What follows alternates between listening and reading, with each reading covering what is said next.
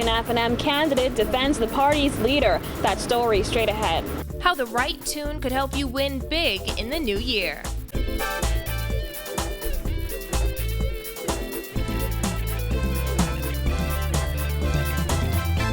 Welcome to our news and thanks for joining us. I'm Christina McNeil. Topping news tonight, the world's largest credit ratings agency has officially downgraded the sovereign credit rating of the Bahamas to sub-investment grade or junk status.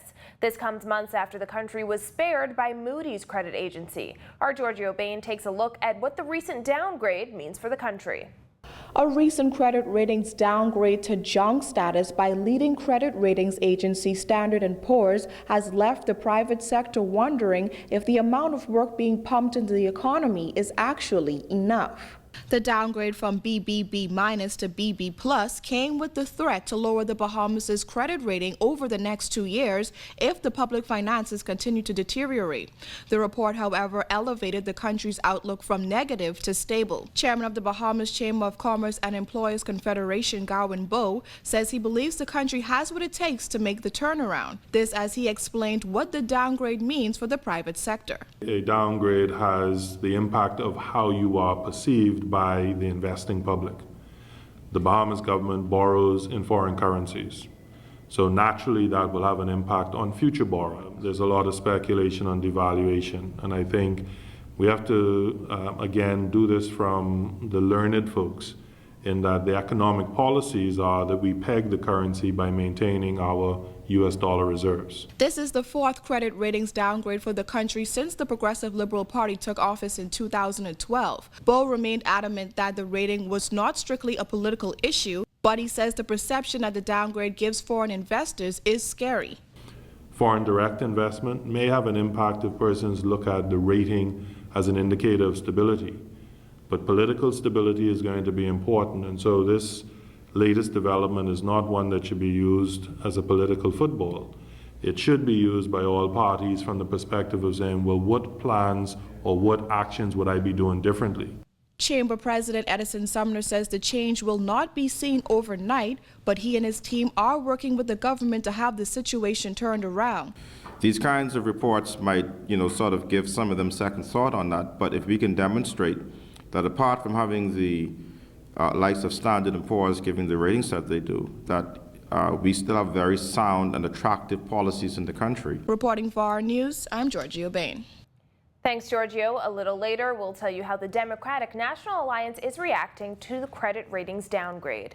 Meanwhile, the latest employment figures show that the country's unemployment rate has decreased by 1%. Kyle Joaquin has the breakdown in this report.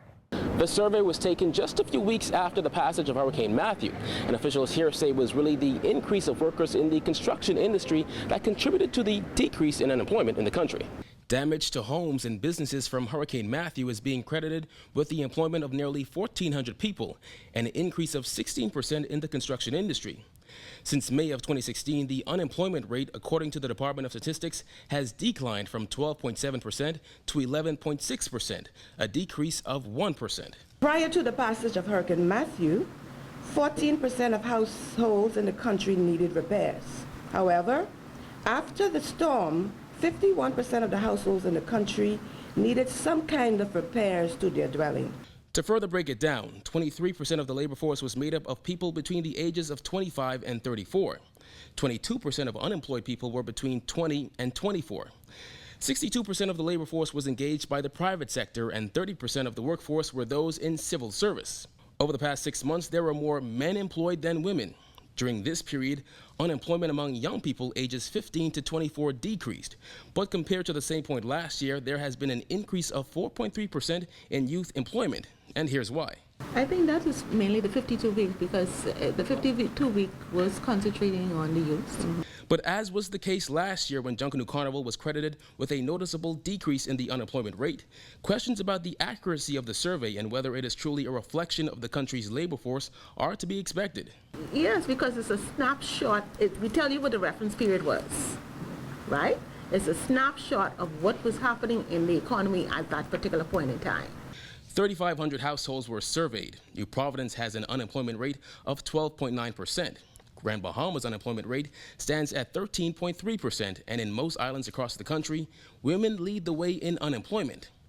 During the survey, the department also found that 10% of households without power after Hurricane Matthew actually had their power disconnected because of non-payment. According to Winters, that was about 12,000 homes. Because throughout the country there are homes that were out without electricity for a while. And so we asked you if your payment was, your electricity was disconnected because of non-payment. So it is not saying that it happened because of the hurricane. For our News, I'm Kyle Joaquin.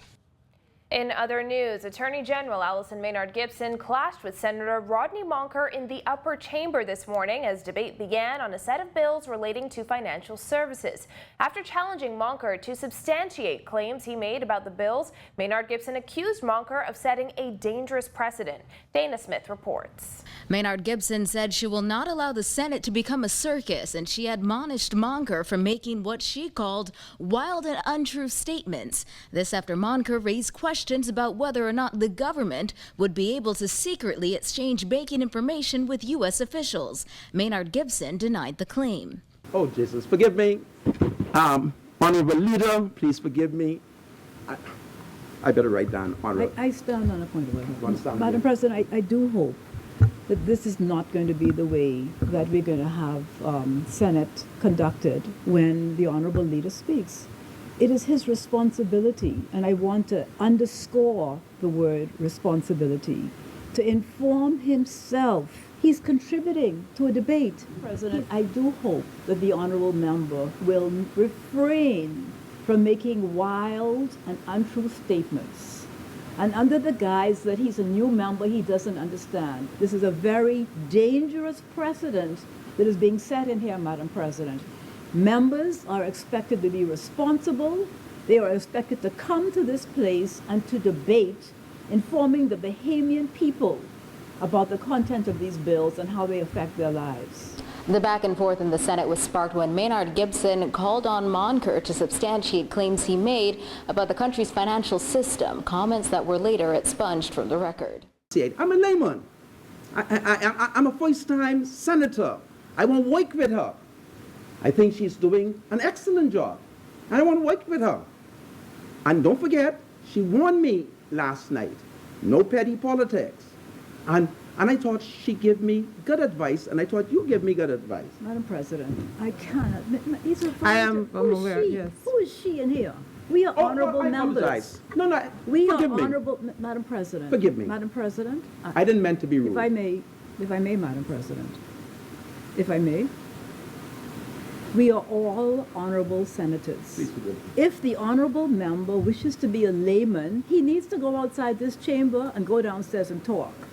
This morning's session marked the first with the Senate's newest members, where debate began on the Insurance Amendment Bill, the Trustee Amendment Bill, and the Automatic Exchange of Financial Account Information Bill, among others. Monker noted he only received the bills yesterday.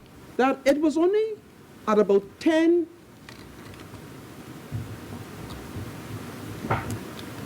It was only about 10:15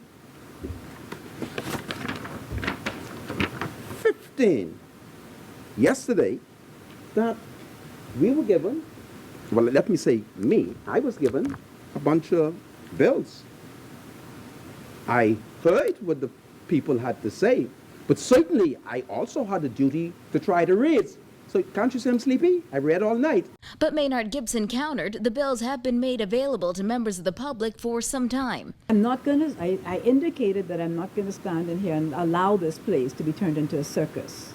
These bills have been in front of the House of Assembly for months. They have been on the website of the Office of the Attorney General for months.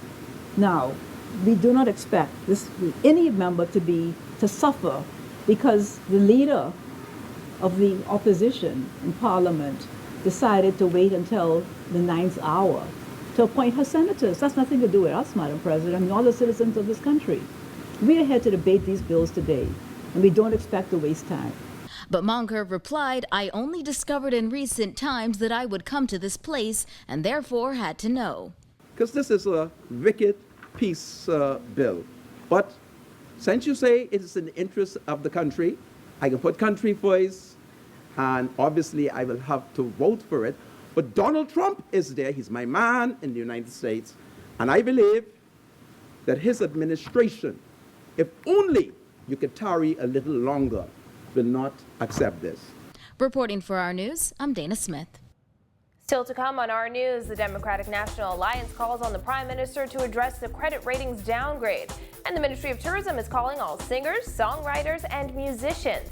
We'll tell you why when our news returns.